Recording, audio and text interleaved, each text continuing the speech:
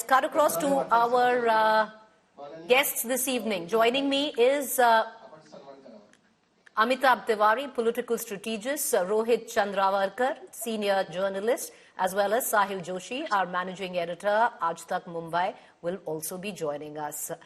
Amitabh Tiwari, you know, it's interesting where Maharashtra politics is concerned. He said he'd be back. He is back as the Chief Minister, third time for the state of Maharashtra.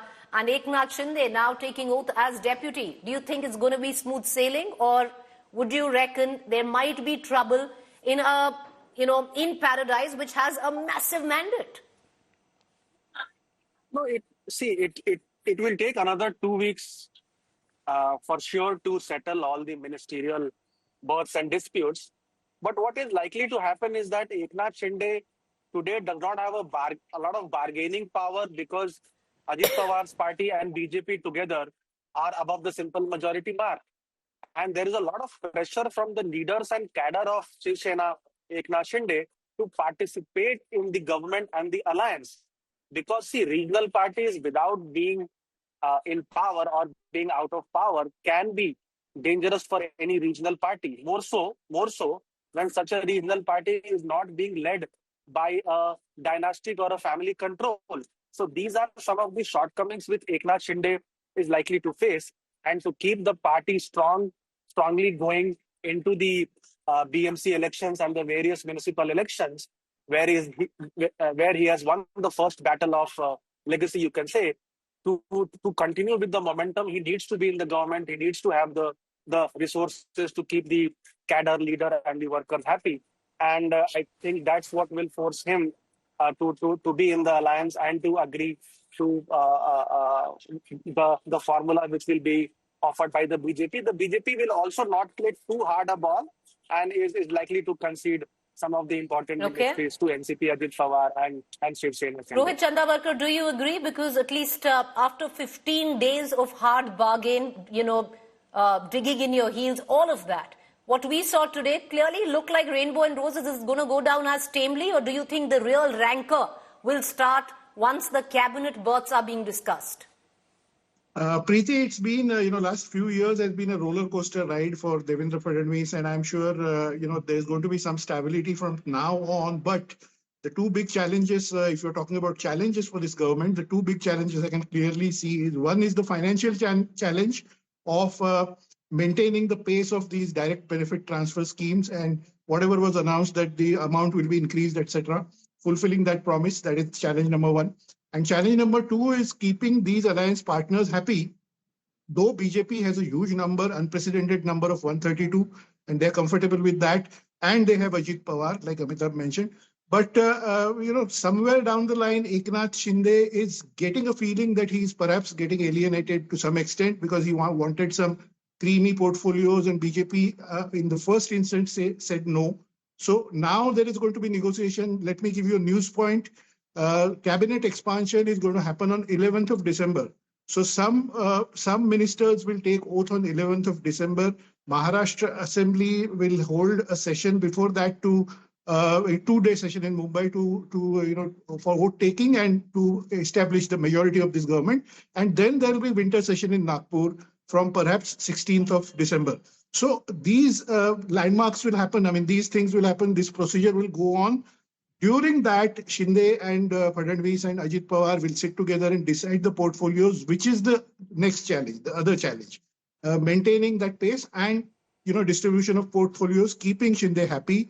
Because clearly, today you might have seen some smile on his face, but last few days we are watching him closely, and clearly he's not really too happy or very happy. He's just about smiling today. And inside sources tell us that he actually had said no to participating in this government himself. He said he will nominate a deputy, he will nominate his ministers, and he will stay outside. But just like in 2022, when Devendra Fadnavis initially said he will give support to the government, Eknath Shinde's government from outside, but then he took oath as deputy CM because, Rohit, I'll urge you to stay on with us. I'm going to come right back. Let's quickly get in a word from Amitabh Tiwari, political strategist, and Rohit Chandravarkar, senior journalist. Amitabh, coming to you, take a moment to reflect on Devendra Fadnavis. He said he's going to be back. He is back. 2019, he'd made that statement. CM, Deputy CM, back as CM. In what avatar do you see him? He was strongest in his first innings. The reason he took Deputy was because Eknath Shinde was practically bringing BJP back to power. They needed to give him that. In the third innings, do you think there are going to be lots of pulls and pressures despite the massive mandate? Because one of the allies has significant hold where the NDA is concerned at the centre as well. No, essentially, I see that this term of his, I mean, this third tenor of him, the second tenor as CM is going to be his strongest, because he's come from a position where he was down and out. He was written off by many analysts and people, and he is the brainchild behind this mammoth victory which the BJP has got, and he himself has now highlighted the challenges that he faces. Correct. One is farm distress, wherein he talked about improving the irrigation system of the state, as well as the increase of the PM Kisan Nidhi from 12,000 to 15,000, as well as the financial implications which are going to be happen because of the increase of Ladki Bahin cash dole, which is to the tune of 19,000 crores, almost additional impact. But here, I think he is a perfect blend of core ideology, as well as he is the face of infrastructure and development. So he's a perfect blend in that sense. He appeals to both the rural and the urban voters, and I think this term is going to be strongest because the mandate is there with him, and he has the confidence now coming from down and out to such position now. Mr. Chandavarkar, do you concur with Amitabh that in his 3.0 avatar, second time as CM, he's going to be strongest, or do you think there's too much pulls and tugs? There's too much that even Maharashtra is facing in terms of the economic distress, the euphoria of the win will somewhere down the line wear off as well? No, I largely agree with what Amitabh said. Very, very, perfect analysis. What is happening now, Preeti? The larger picture. 2 points. One is that Devendra Fadnavis has emerged as a leader by consensus in Maharashtra BJP in the last few days again, because of the numbers that he has got, and he was the single-handed face that the BJP put up as the leader of this coalition from BJP side. And given the situation in Maharashtra, the social tension in Maharashtra of caste polarization on the backdrop of the Maratha agitation was on one side a big challenge, but it was countered with the Hindutva narrative, which Devendra ran in the last 15 days of campaign before polling, and that seems to have worked out. So two factors worked for him. One is the Ladki Bahin and the other direct benefit transfer schemes on one hand. And on the other hand, it was his brainchild to bring in this Hindutva narrative of batenge to katenge kind of thing, which was sobered down to ek hai to safe hai, in the last 15 days of campaign, to counter this thing of Uddhav Thackeray attracting the minority vote during the Lok Sabha polls. And that, I think, has worked wonders for Devendra. And that's why he's emerged as, the favorite of the central leadership also. These two factors put together, he has emerged as the undisputed leader of Mahayuti in Maharashtra. And I think the challenges are there. Of course, there will be challenges. Firstly, the financial challenge. The other factor is, of course, the farm distress, which has had a legacy of 10 years, 15 years, whatever.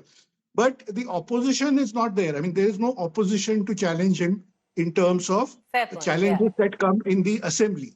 So I think it's going to be a smooth ride for him. Of course, there will be some hurdles, some challenges in terms of keeping the alliance partners happy, like I said earlier. But I think he will be able to manage that. The positive part is that he has full backing of the central leadership and the trust. And there is no other face that can, challenge him as far as that part is concerned, Preeti. Right. I appreciate both of you for joining us. Well, many would have thought that this was natural justice, that Devendra Fadnavis come back as chief minister. He said he would. He has. We wish the Mahayuti well. We hope that they deliver of all the promises that they made to Maharashtra. Maharashtra finally has a government, viewers. Thank you for joining us.